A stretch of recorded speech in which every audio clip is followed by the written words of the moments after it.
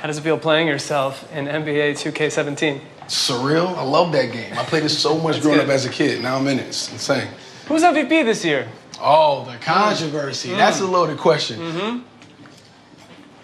Kyrie Irving. The situation is just set up for him in Boston that way, I think. But he's a killer. You already know. Okay, so who's your favorite actress? Meryl Streep. And what's your favorite performance of hers ever? Death Becomes Her. It's a classic. Death Becomes Her. It's a classic. Death Becomes Her. It's a classic.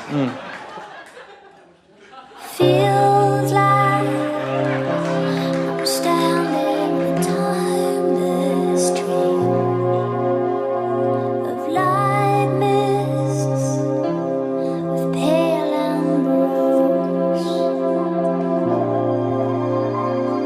Feels like I'm lost in a deep cloud of heavenly scent. Touch it.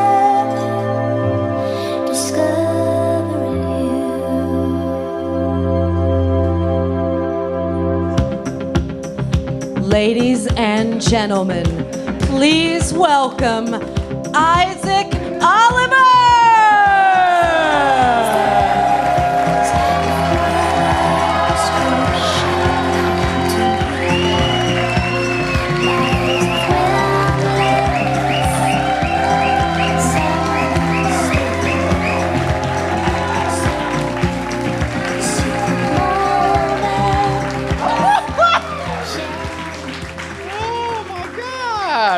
Am I happy to see you? Death Becomes Her. It's a classic. Okay, girl. I wish. Did anyone see Betty Buckley at the 7 o'clock show, too? Oh, my God. Well, I'm going to move even less than she did.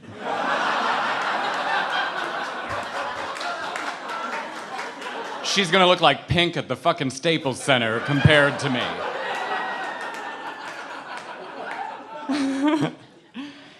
Someone at a party the other week said to me, "Oh, you were in my dream last night." "Oh?" I asked. "Yeah," they said, and, "Oh, I don't know if I should say this, but you died." Is that rude? Like, I didn't know how to react. Still thinking about it. I was at another party the other year, and this guy I've met...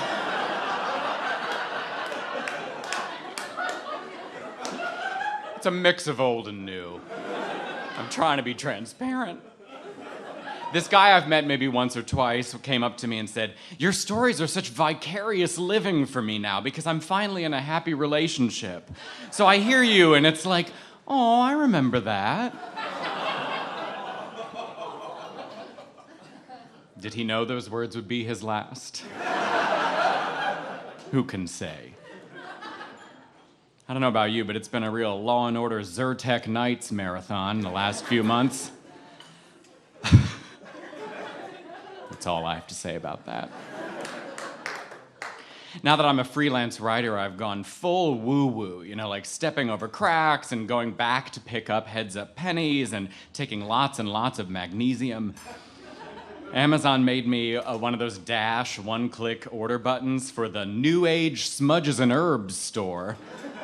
And it is the jankiest button next to the corporate Tide and, Downy buttons. And it's just New Age Smudges and Herbs in Arial font and a teal background. But it's helpful. I click on it. I was opening a bottle of Rosé Prosecco the other night, and the cork popped out on its own and flew up toward the ceiling. And instead of ducking or moving, I just stood there and closed my eyes. And just waited for it to come back down and hit me on the head. Which it did. I'm a night owl, and I dread the moment when even my friends in California say, "Ooh, I should be getting to bed." It just takes me forever to fall asleep after my hour or two of porn and Facebook. The part of my schedule where it says executive time. I get into bed and my brain's like, "Here are the files you asked for."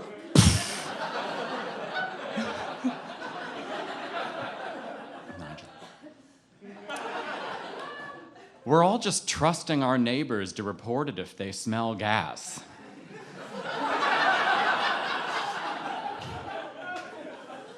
You know? Mine put pizza boxes in the plastic recycling bin. If you touch your phone and then touch your eye, you're just putting poop in your eye.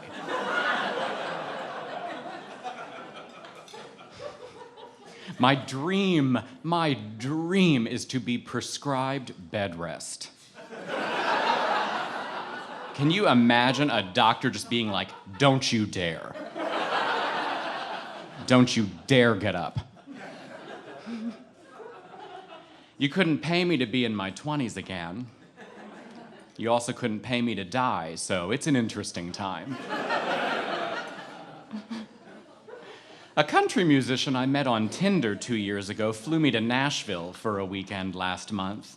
On the way down, he put me in first class, which was very exciting, and I guzzled champagne as the women across from me assembled gift bags for the bachelorette party they were headed to.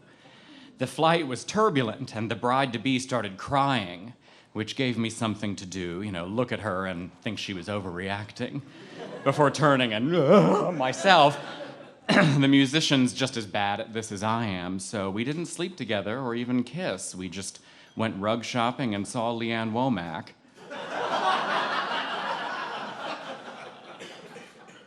And for my flight home, he basically sent me Amazon no rush shipping. Early flight, long layover in Philadelphia. It took like 7 hours. I guess I deserved it. Some dear friends of mine moved to Los Angeles, and before they left, we decided to splurge on a fancy meal at this farm up in the Hudson River Valley, this long tasting menu. And we were like, let's just do it, let's have a big celebration and send off. At this restaurant, they brought us first 4 pieces of undressed fighter spinach so we could each taste its complexity. My friends, bless their hearts, chomped on it agreeably and, nodded appreciatively.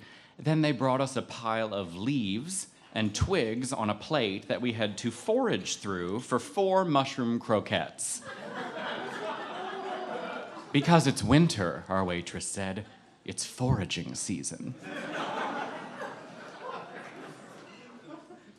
Do you want to go on an adventure? She asked us later. Is it to another restaurant? I wanted to ask.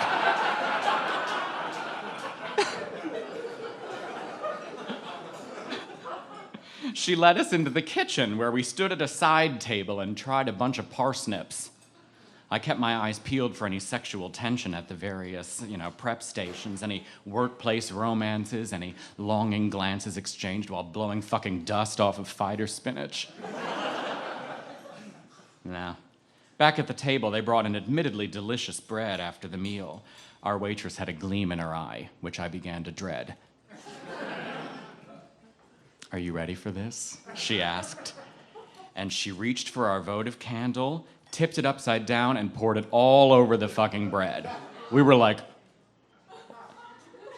Again, she smiled. It's butter, she said.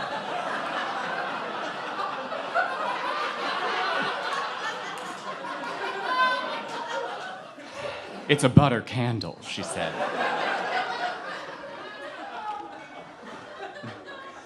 Ooh, my friend said. I watched the waiters at other tables do this throughout the night to delight.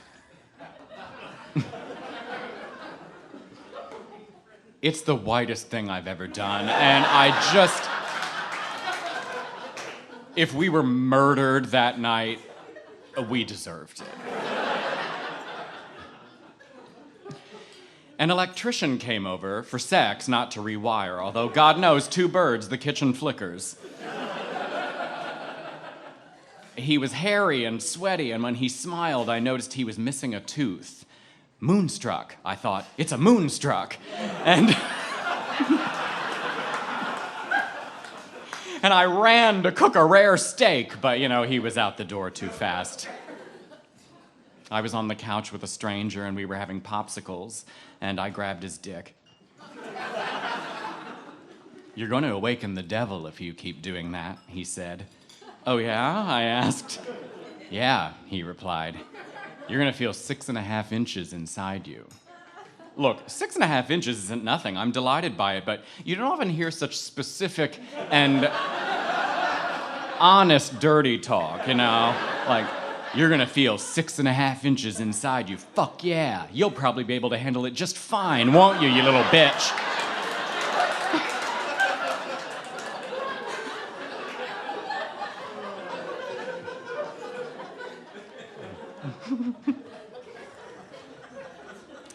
I was watching Amy Schumer's Saturday Night Live monologue, and this was one of the top comments on it.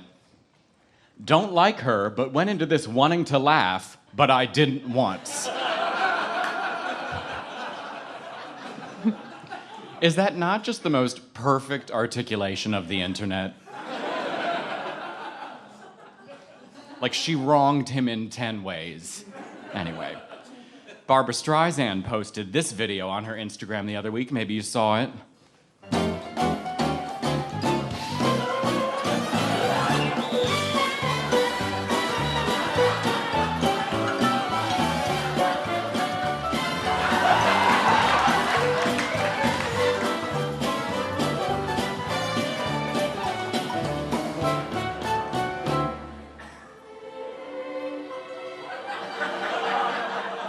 It's like an aunt who just learned Photoshop, you know? It's like that zoom, you know.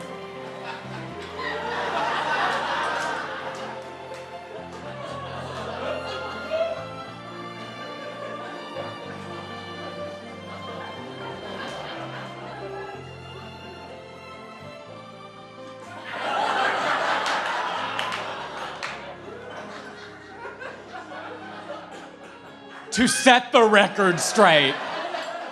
These rumors have been plaguing her whole life.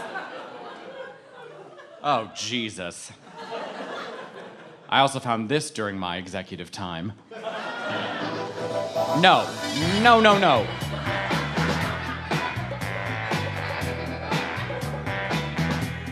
No!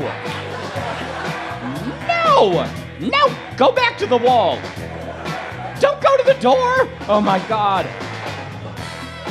Jesus fucking Christ. No, look at this, look at this. Ah!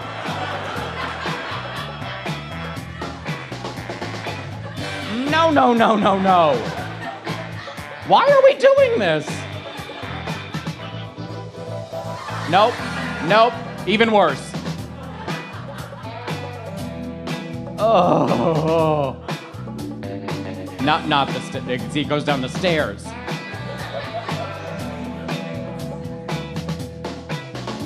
Nowhere is safe. Just doing a Target run. I don't know. This, like, who are the people who are delighted by these advancements? They're gonna fucking kill us. We deserve it. That, I think, is almost, but not quite as scary as this.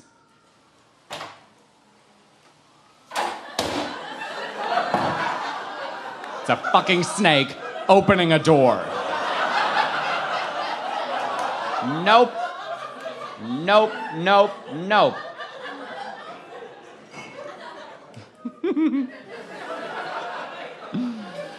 Ugh. I saw this too. Oh, being a medical assistant looks fun. They're so happy. I laugh every time I see that on the subway. So Justin Bieber, whose dick up until now I'd hungry hippo a Xanax off of, finally went a bit too far for me. He Instagram storied his support for Kanye West. Did you see this? Our job is to love, not to always agree. Love you, Kanye. It's not good. It's kind of the last straw. And look, I've had a go bag packed with this crush for a long time. You know? I've had my eye on the door. He's problematic, and I think it's time to officially update the system.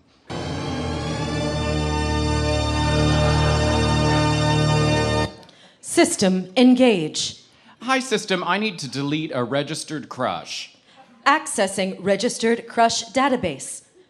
I found 1,984,201 registered crushes. Which would you like to delete? Bieber, Justin. Found Bieber, Justin, age 24, Canadian pop singer, problematic. Would you like to delete Bieber, Justin? Yes. One moment. File contains nude paparazzi photos. Would you like me to save those? Yes, thank you, system. One moment. Crush deleted. System, I'll be replacing this crush as well with an equivalent crush. What can you tell me about Mendez, Sean? Found. Sean Peter Raoul Mendez. Age 19, Canadian pop singer. Currently not problematic. Recently named one of Time's 100 most influential people. Well, he's cute. Could I see a shirtless photo? Loading more photos of Mendez, Sean. Oh, is he religious? Mendez, Sean was raised in a devout Christian home No, and the fucking still parents, identifies. Of course, always. Is he a member of Hillsong? Mendez, Sean is not a member of Hillsong. Okay, good. How about Landmark? Is he in Landmark? Mendez, Sean has not participated in Landmark Forum. Although Landmark Forum, I must say, does offer systematic paths to clarity. Oh, God, not you two, system. Come on. Come on. What about his songs? Can I hear one of his songs? Playing There's Nothing Holding Me Back. Oh, I've been shaking. I love it when you go No, it's a ballad. What about a ballad? Playing When You're Ready. Baby, tell me when you're ready. I'm waiting. Baby, anytime you're ready. Okay, that's fine. I can work with that. How about gay rumors? Found Snapchat denial. First of all, I'm not gay. Second of all, it shouldn't make a difference if I was or if I wasn't. The focus should be on the music, not my sexuality. Yeah, I can work with this.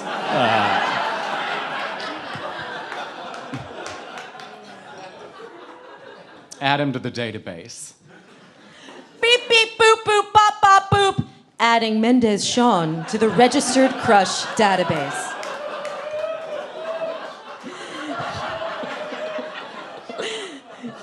Database nearly full. Would you like to upgrade to pro? No. Let's delete some inactives. Loading inactives. Harris, Neil Patrick.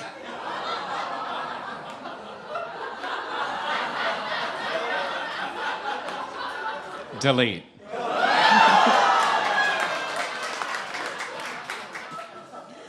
Gyllenhaal, Jake.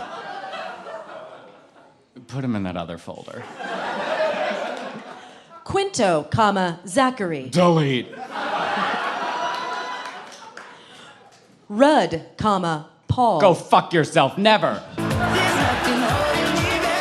System out. There's nothing holding me back. She says that she's never afraid. Just picture everybody naked. So a friend of mine has a jazz band, and they did a show at the Bowery Ballroom a couple nights ago that was camp themed, and they asked me to read something at the beginning to sort of welcome people to the woods. You know, get an expert. It was a fun show, but it was a very straight crowd, as my friend Josh Sharp calls it. It was an away game. I know, it's so funny. That's the funniest thing you hear all night. I'm fine with it. It's so good. So I thought I'd read it again on home turf. Here we go. This is The Woods. Good evening, and welcome to The Woods. Gather round, which is also the headline of my Grindr profile. Gather round. You could have been in a city where there are restaurants and things invented by Thomas Edison. and a revival of My Fair Lady. But no, you are in the woods. You sit and wait for the ticks. As they say on Game of Thrones, if you're not the butcher, you're the meat. Here in the woods, you're the meat. Snakes, the worst. And cougars, not the fun kind who do karaoke and fall out of Ubers, but real cougars. And bears, who thanks to hashtag van life have developed a taste for LaCroix. Dump the LaCroix. Leave it, leave it! What was that? Oh my God, was that a person?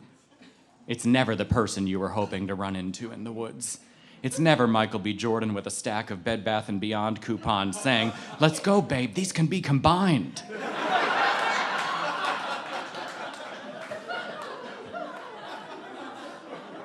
No, it's always some Winter's Bone incel special. But I've said it before and I'll say it again, an axe in the back is still penetration.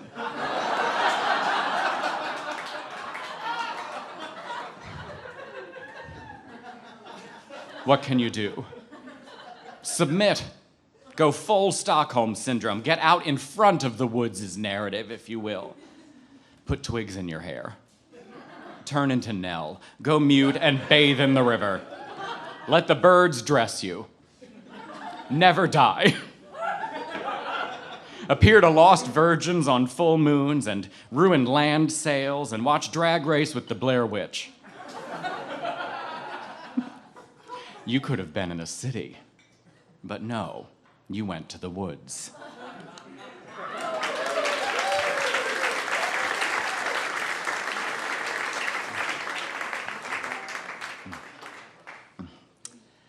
Angels in America poem. What coming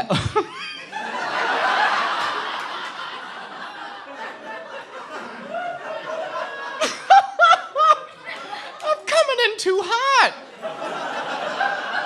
That can't be sustained. I'm gonna try another entrance. Oh, I'm sorry.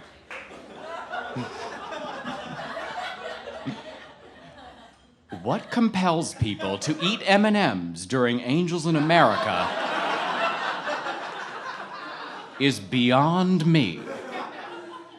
The man next to me buys a pack at the first intermission and waits until the play kicks off again to open them. Andrew Garfield drags himself across the stage, shitting blood and crying. My neighbor sends 2 fingers in through a minor laparoscopic incision.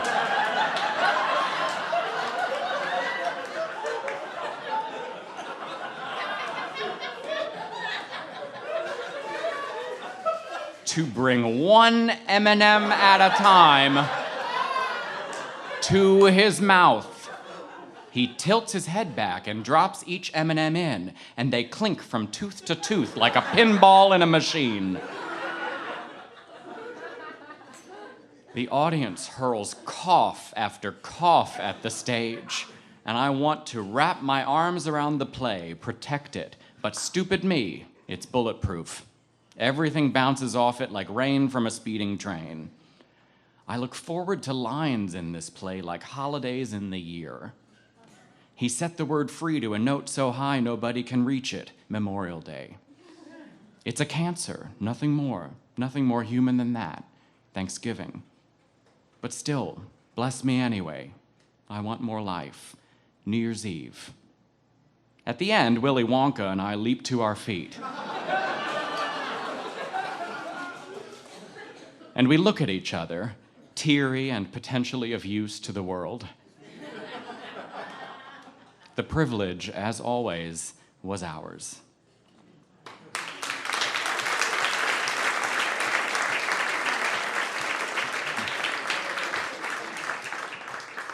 Love poem for the guy with the red Beats headphones on the Uptown One. I like the severity of your fade.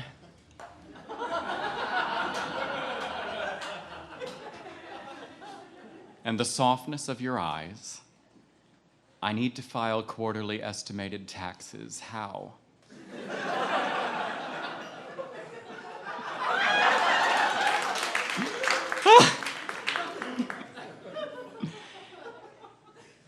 My best friend Micah has accompanied me to every HIV test I've gotten in the last decade. Carrie and Miranda had the Magnolia Bakery. We have the gay men's health crisis on West 29th Street. You're supposed to go every 3 months, and I'm there about every 4.5, sometimes 5. It's scary. I've learned to not listen to Amy Mann on the subway ride down. Same goes for Sufjan Stevens, handsome as he may be. If you want my advice, just put Dolly Parton's Travelin' Through on loop. Yeah. Invariably, I'm late, so Micah will wait for me in the pret-a-manger on the corner, as it's either piercingly cold or summer stormy. You know, weather in which to get potentially life-changing news. We hug, say something bitchy, and walk into the clinic. I've always found negative energy to be an underrated quality of close friendship.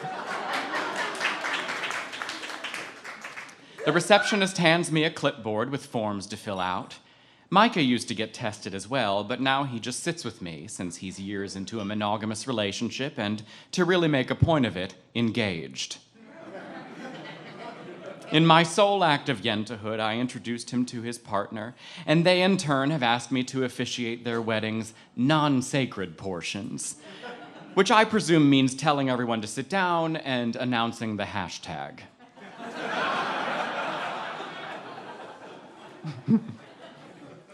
We sit in the waiting room, which is tiny and when full looks like an undercooked pound of crossed-leg spaghetti.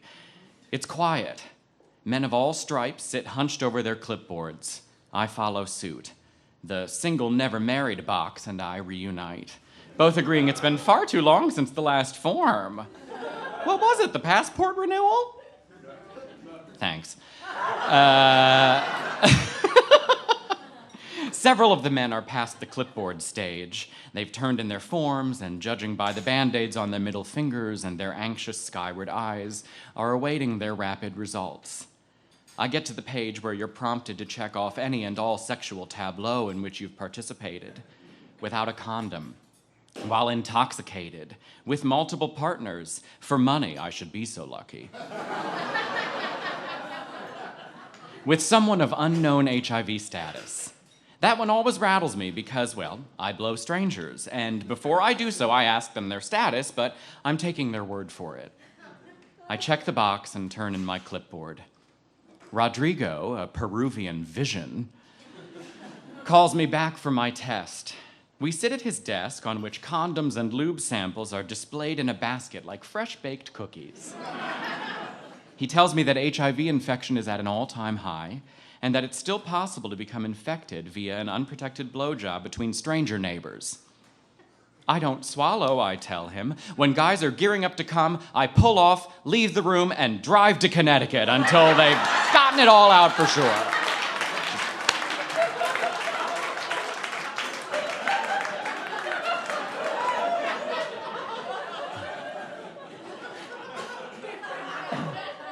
Rodrigo is not charmed. He asks what my risk reduction plan is. Well, I stammer, to continue to not swallow, and he cuts in, advising me to use condoms whenever possible, and if not, to at least avoid brushing my teeth right before oral sex, as it just tears everything up in there. I shudder, recalling that I once blew a guy who lived on Riverside Drive on my way home from the dentist.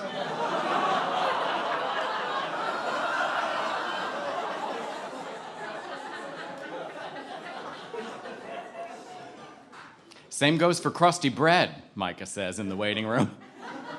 Don't eat a baguette first, it'll cut you up.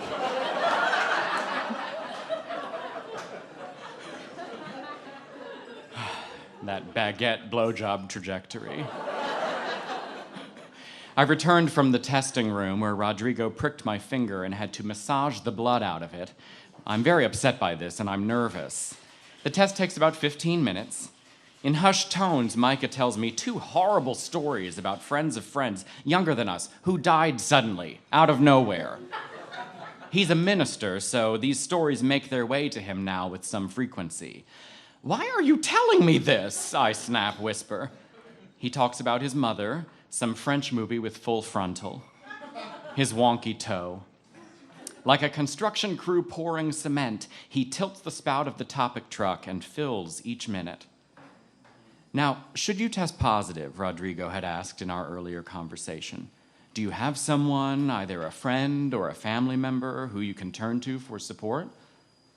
I do, I replied. He's right out there. I say this every time, because every time he is right out there. Micah stops chattering, clocking Rodrigo's reappearance in the waiting room doorway, and back I go for my results.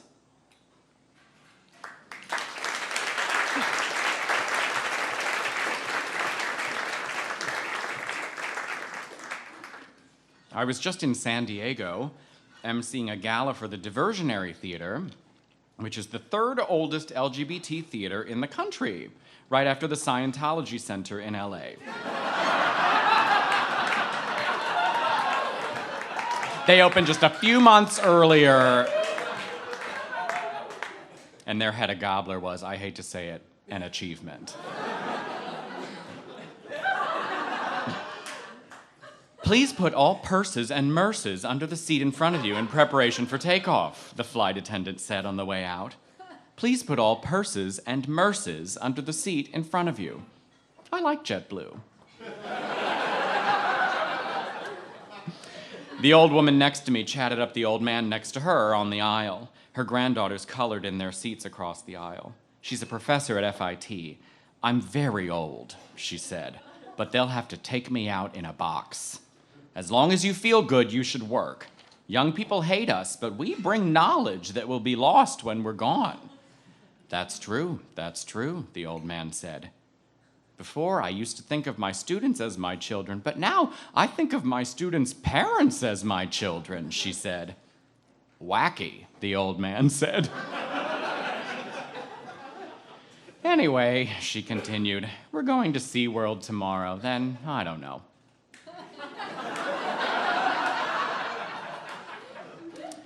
I stepped off the plane into the warm California sun and shattered into a murder of crows. First things first, you know?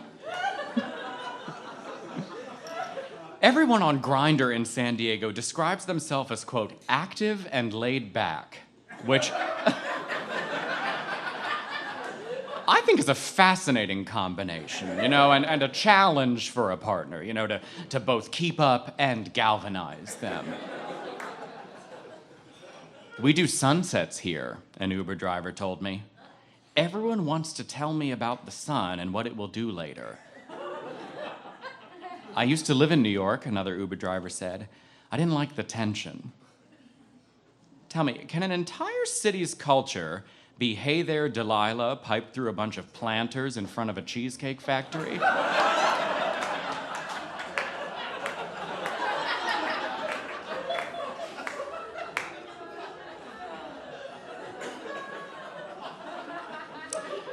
The gala's theme was Fantasy Island, and I was an iffy choice to be at the helm of that, seeing as I'm the first person whose head you'd bash in with a rock while stuck on an island. The crowd was aged, gay, and lesbian, wait for it, Republicans. Still. I was seated next to the board president, an ancient, sneering queen, the boy in the band cut from the play for being too mean.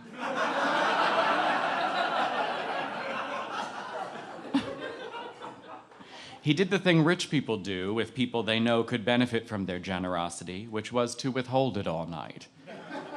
He ate my roll. He took my gift bag because he couldn't find his. I knocked knees with him at one point when I was sniveling around, and I said, sorry, and he said, are you really? I don't think you are. A lesbian at the podium tripped on LGBT in her speech and then ad-libbed, ugh, I've been practicing that and I knew I was going to mess it up. Remember when it was just gay and lesbian? Why can't we go back to that? The crowd did what you did. Thank God. Except for the board president next to me who said, it should just be gay. We're all gay, he said. No, we aren't, I said. He shrugged dismissively. Thankfully, the group of crows flew back together and reformed me so I could board the plane back to New York. But not before I took myself to Coronado and had a martini and checked out one of those San Diego sunsets. The sun, the waitress said, it's about to go down. Get ready.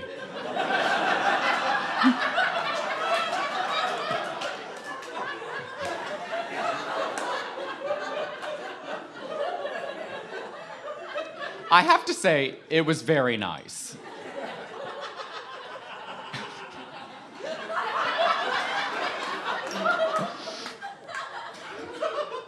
It wasn't one of our better ones, the waitress said.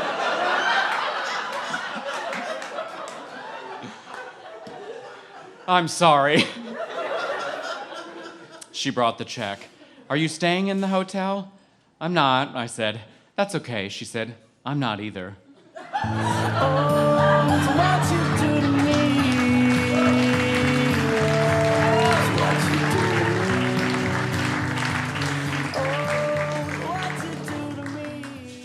Subway Diaries. L train, 4:30 p.m. Saturday. An older woman with a New Yorker tote bag says to her friend, I was married to 2 drama queens, so a little repression suits me fine.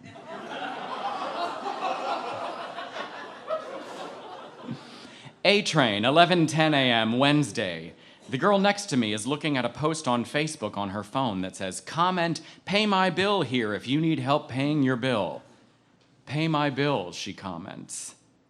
A train, 2 p.m. Sunday. A woman on the platform at 42nd Street leans her head in and asks, does this go to Clinton, Washington? Someone shrugs. I don't know, a man says as the doors start to close, and we hear her cry out, what kind of city is this?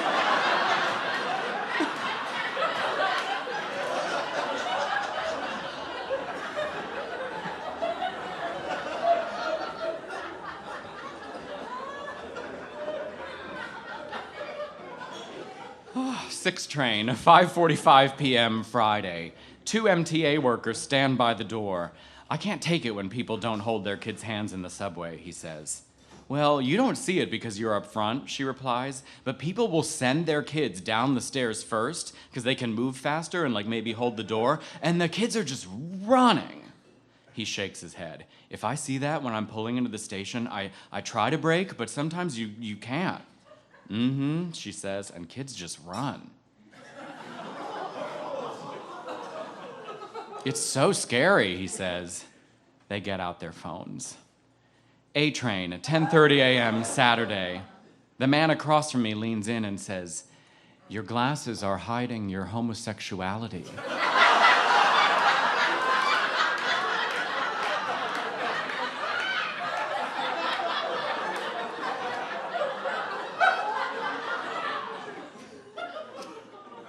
C train, 1:20 p.m.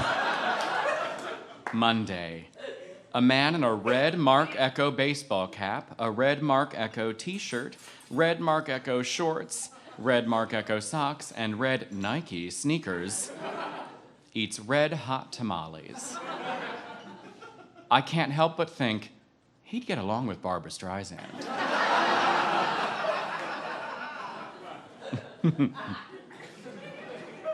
A train, 12:45 p.m. Monday. A drummer I've now seen 4 times on the A gets back on and sets up his conga drum. He's one of my least favorite people, and if he's got some sort of residency on the A line, I might need to leave New York. Hello, he says. Hello. He gets in people's faces who don't look up at him, and he doesn't move until they look up. I'm respecting you, he says. I'm coming at you with kindness. Why wouldn't you pay me the same respect? Who has manners? Let's try this again. Hello. A couple people say hello. That's fine. I don't need the people who are ignoring me. Some of you have headphones in and you're miserable. What kind of music is that? Music is supposed to make you happy and make you smile.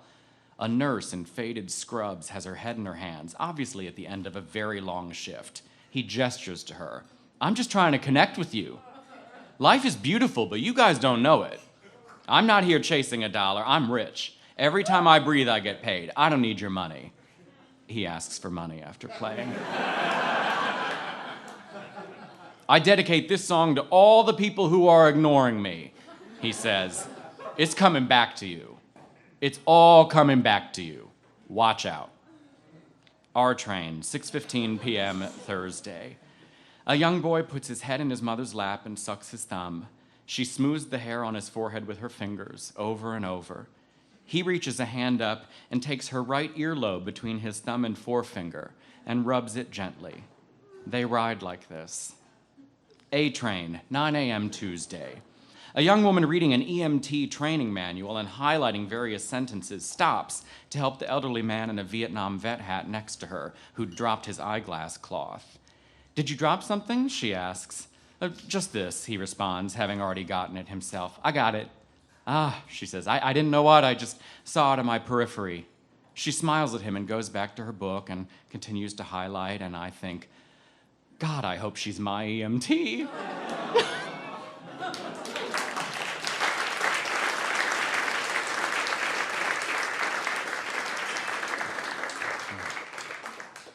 I loved the royal wedding. I watched it, and then I watched it again. The gospel choir, Bishop Michael Curry, Mama Markle, Prince Harry mouthing, "You look amazing." Elton John not being sat in the choir, but out in the nave with cousins. Oh my God.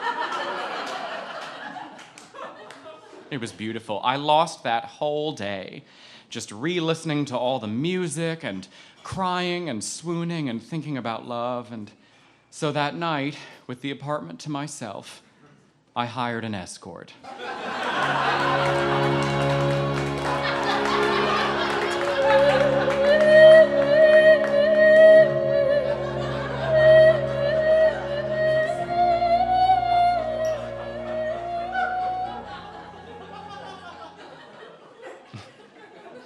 Look, it's been a while.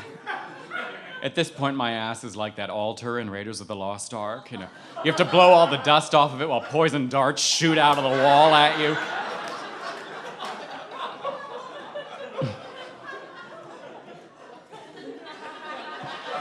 But I think if you popper me up to the opening of The Sound of Music, you know, when she's twirling, you might be able to get inside. I noticed on rentmen.com one of my favorite porn stars was in town. This guy on the right.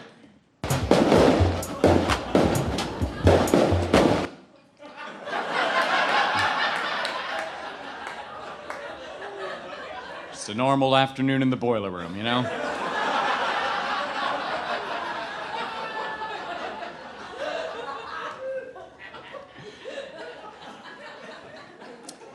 I wrote to him and I asked if I might purchase an hour of his time. He said yes, he'd knock at my door at midnight.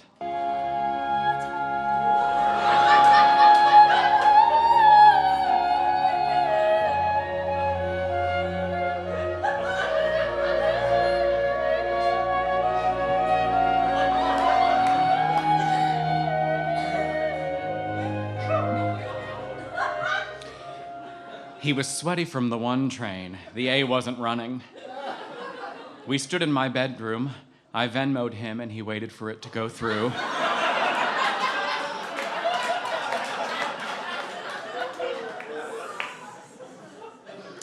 What do people normally put in the memo line, I asked. Groceries, he said. God, he was hot.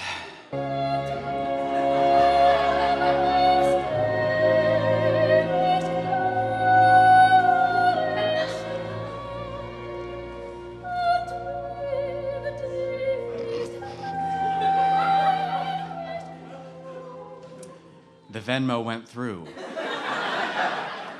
He put his phone down and whipped off his t-shirt. His body glistened with sweat, and not like the sweat of accomplishment, but sweat from Cuomo's negligence.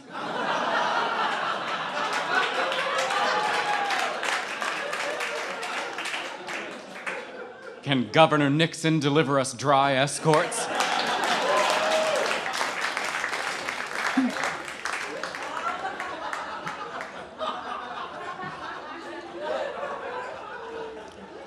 It no longer mattered. He stepped decisively toward me and kissed me.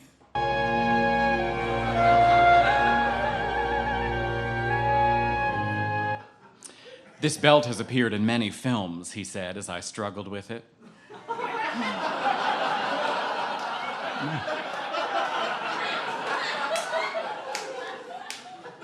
That's why it's being so difficult, I said, and he laughed. It really is worth it to book a star. These jeans, too, he said, but that's because they just rip off. He ripped open the button fly and stepped out of them in one fluid movement. He laid on my bed and I followed him, burying my head into the mattress like a dumb ostrich while trying to step out of my own pants. He hopped onto his knees to help me, grabbing my headboard, but my bed's from IKEA, so it wobbled.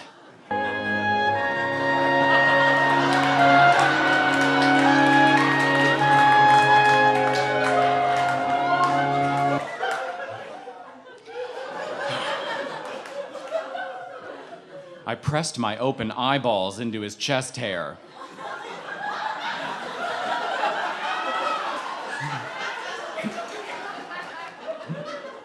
Just wanted them to touch. I licked the commute from his armpits. I made lip balm of his pre-cum. He thumbed hard circles on my temples and forehead, which I'm pretty sure was his way of running out the clock and not having to eat my ass. But honestly, I preferred it. This feels great. Boop my eyebrow bones.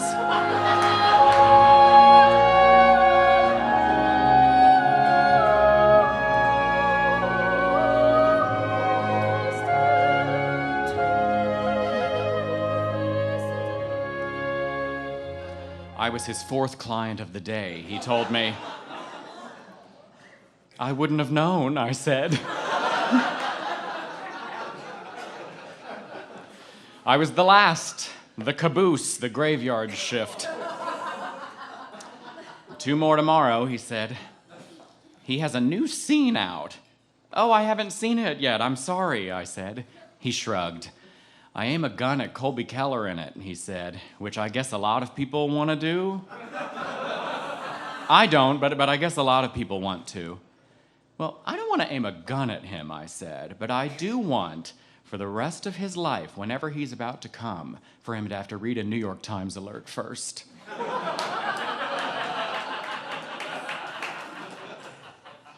And off he went, into the night, and back I went to my computer to jerk off to his latest scene. Stand by me, stand by me, stand by me, stand by me. The Rural Northwestern Ohio Tragedy Tour.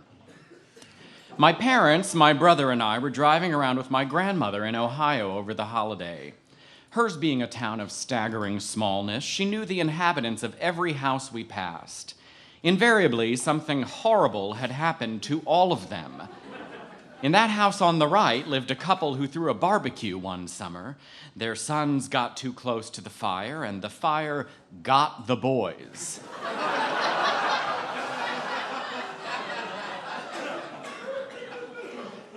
Just down that road a ways was a young woman from Mexico who gave up everything she knew to live on her husband's new farm. His tractor flipped over on him in a ditch. Next cornfield over belonged to a newly retired couple who were trying to be more active in their third act. On one of the morning walks they were really starting to love, they were mowed down by 3 bicyclists from out of town who didn't slow on their turns and didn't see them, over the corn. We began to dread every news story. It was a census of fatal mishaps. My grandmother's eyes would catch sight of a house in the lessening distance, and she'd say, "Oh, you know who lives in that house? Ralph Lerner from church." And after a while, we'd all shout, "No, stop! Do not tell us anything about Ralph Lerner. We don't want to get attached or start to care about him." Later in the trip, my grandmother said to me, "I never wanted to marry your grandfather, I was standing in her doorway and we'd been talking about New York. She continued, I wanted to move to the city and become a journalist. But Grandpa's love was like God's love. It took a hold of me and my life. Another night, we were dropping her off at her retirement home, and as she got out of the car, she said, sometimes I shake my fist up at heaven, and I say, darn you, Hal, you left me here. She hugged my mother and said to her, I'm ready to go. I'm just ready to go, you know? And we walked her to her door. I didn't know what to say. I cannot imagine being ready to go. But there's time for that, I suppose. It's a life's work. Here, oh, thank you. Well, it's a soft ending. This is a piece I wrote for the New York Times last year. They sent me through a bunch of haunted houses. And I've never read it out loud, and I thought it'd be fun. Everything's so fucking scary. I don't know. It just, we'll see. So this was a haunted house crawl, and the photos are by Jessica Lerman, who I've worked with a bunch of times, and I love her. All right. I've never been one for haunted houses. I'm jumpy, and when I scream, people think a baroness has fallen.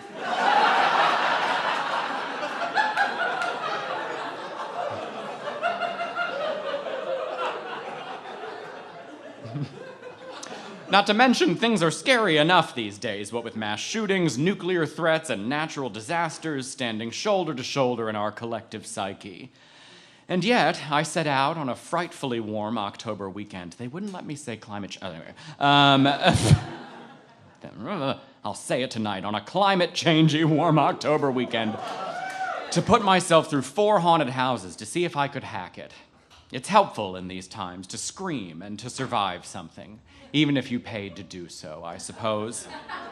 And how scary can a ghost be, really, compared with a young male future senator picking up his first Ayn Rand?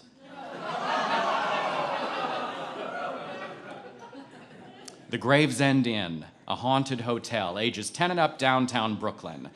On a recent Saturday at 2:30 p.m., I waited in City Tech's lobby between 2 blustery school groups to enter a crumbling Victorian hotel erected just past the security desk. The college's TheaterWorks company, which consists of students, faculty, and alumni, transformed the Voorhees Theater into the Gravesend Inn to surprising effect. May I show you to... I won't do voices. May I show you... Well, may I show you to... anyway. May I show you to your doom? A bellman with a rotting face asked as he opened the door to a darkened staircase. This hotel was built on top of our broken bones, an animatronic pirate skeleton complained amid thunder and lightning. I tiptoed through upside-down rooms and kitchens with rumbling floors, past sinks running with blood and candles sliding along mantels, and declined housekeeping from an undead maid. A bonus, after making it through the inn, we were invited to sit and watch on jumbo screens a video of our harrowing stay. Horseman's Hollow, Sleepy Hollow, New York. At 7 p.m. that same Saturday, the line for Horseman's Hollow was full, and devil horns, $3.95 at the gift shop, glowed red on many a head.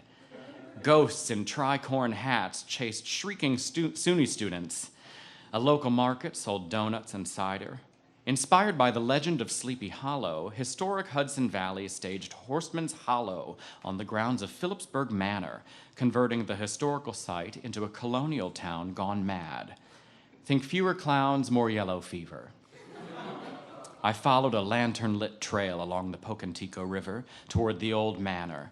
Signs along the path warned of the headless horseman, but mostly it was just nice to be out of the city.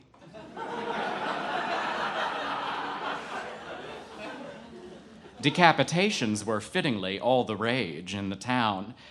Let's see how you laugh without a windpipe, one lobbed-off head barked through planks of wood. Welcome to my garden, a crone beckoned, and I proceeded cautiously, worried she'd push a farm share. In a dark barn, ghosts in flowing, glowing shears oscillated like tower fans. A zombie nun stopped eating a dead soldier's entrails to scream at me, and then the dead soldier popped up to scream at me as well, and we all screamed.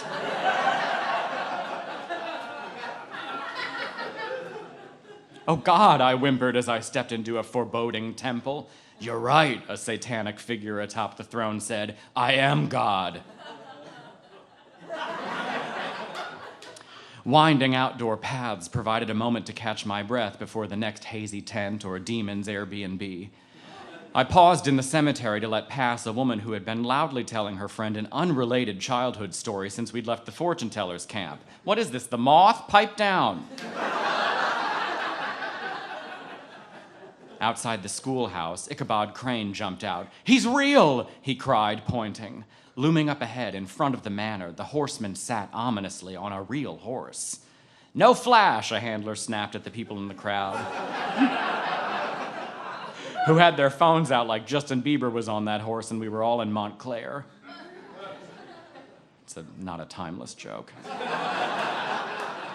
He was spotted in Montclair a lot at this time. Back at the entrance, the ghouls entertained the crowd with a mad-libbed shanty, incorporating someone's oh-so-Hudson River Valley suggestion of 401k. Blood Manor, Hudson Square, Manhattan. At 11 p.m., the line for Blood Manor stretched down Varick Street. Now in its 13th season, this Manhattan haunt caters to an older club-going set. No donuts, no cider. Speakers blasted Cardi B while a stilted man carrying a scythe. Scythe? Scythe, thank you. Oh, shit. Oh, God, I've lost your trust.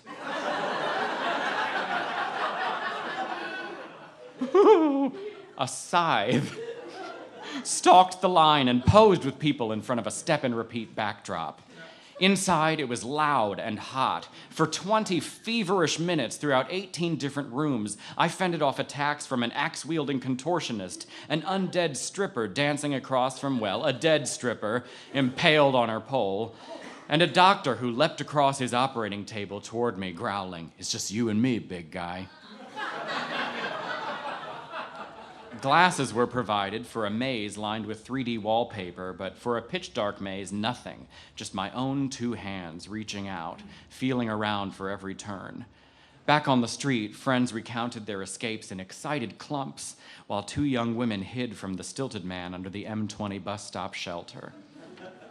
This is real. Red Hook, Brooklyn. Ever wondered what you'd do if you were kidnapped? I sure haven't.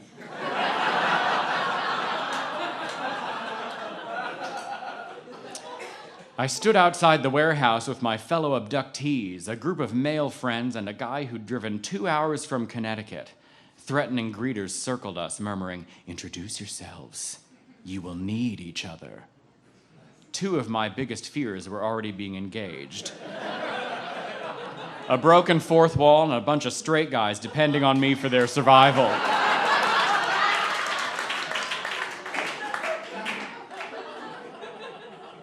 Inside, we were blindfolded, bound at the hands, and led one by one into narrow cells.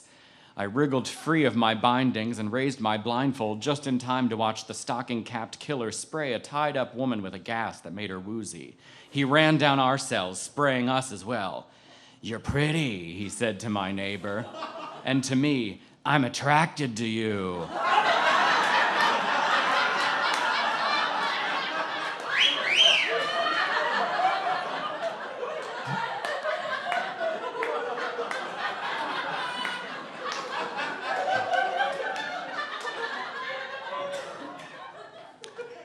"Thank you," I nearly purred back. He hauled the woman out, and we had to unlock our cells and scour the filthy, sparse room for ways to escape without getting caught. Every few minutes, we heard whistling, which meant the killer was approaching, and we had to hide. I wasn't fast enough the first time. "Dead!" he pointed at me, as ear-splitting horror movie strings swelled. Luckily, you get 3 lives. The boys tore through our room while I tried to look busy. Here, one of them said, I'll hoist you up to that electrical box and see if you can find anything. I longed for the killer's whistle.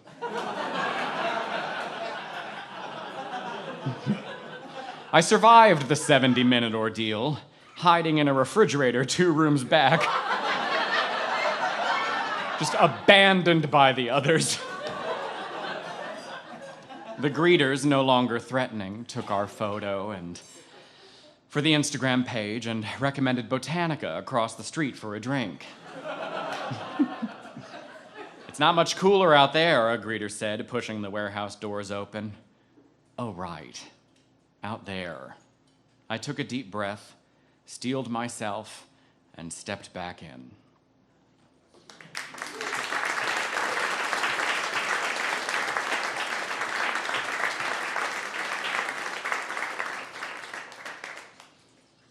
All right, I have 2 more quick things, and then I'll release you into your night. But thank you. I saw a show here recently, and the performer was telling a very quiet, gripping childhood story with lots of twists and turns. It ended somewhat shockingly with the performer's relative grabbing a chicken she had been playing with and breaking its neck right in front of her. The audience gasped, but the woman at my table, a stranger, said out loud, I knew that was going to happen.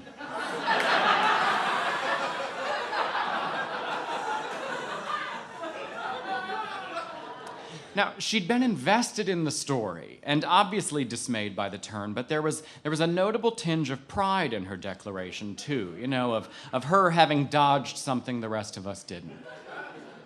And I've been thinking about that a lot since.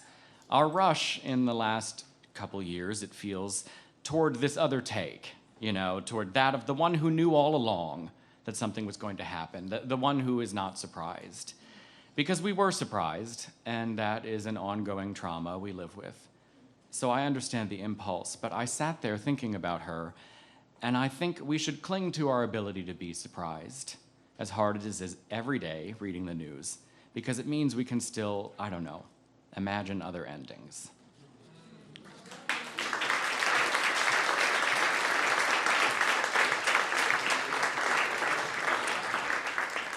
I want to thank you all so much for coming tonight.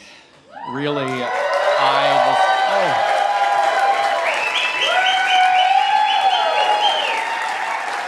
Even though I didn't know how to say side. I want to thank everyone here at Joe's Pub, the wonderful staff and servers. You all treat me so well. You make me feel so at home here. Thank you so much. I want to thank my friends in the booth, Anya on lights and slides, and Steve on sound, and Jesse on support and drinks. And thank you guys so much, every time. I want to thank Jason Egan, my director. I want to thank Amanda Duarte, playing a role she was born to play of System.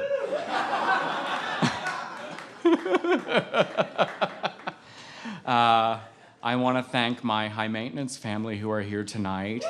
Thank you guys so much for coming. Thank you for giving me the day off. Thank you for being here. I love you guys. I want to thank my parents who are here. God, you drive up and you rage and you go home, and I love you. Thank you for being here. And most importantly, I want to wish you all a very happy Pride Month.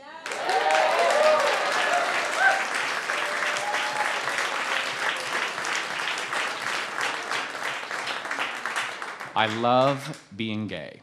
I love it so much. If it were a choice, I would choose it again and again and again.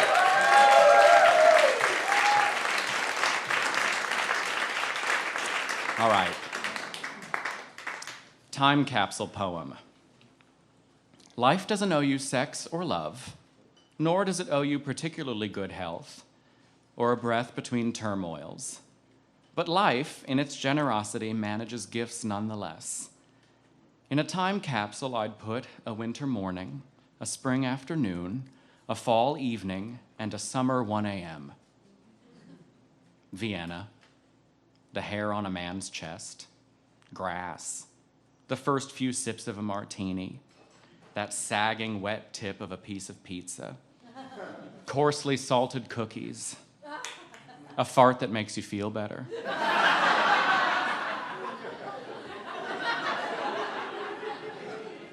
A drag queen who doesn't just know the lyrics, but knows the lyrics. The best. That 2-day thrill of Amazon Prime. The closest thing we have to a Jane Austen, oh wait, you know.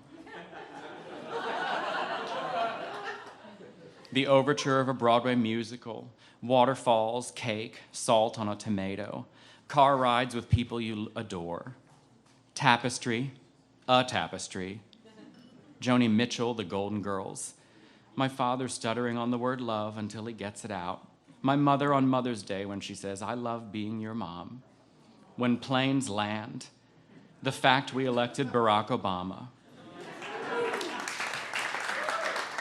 This part of this song,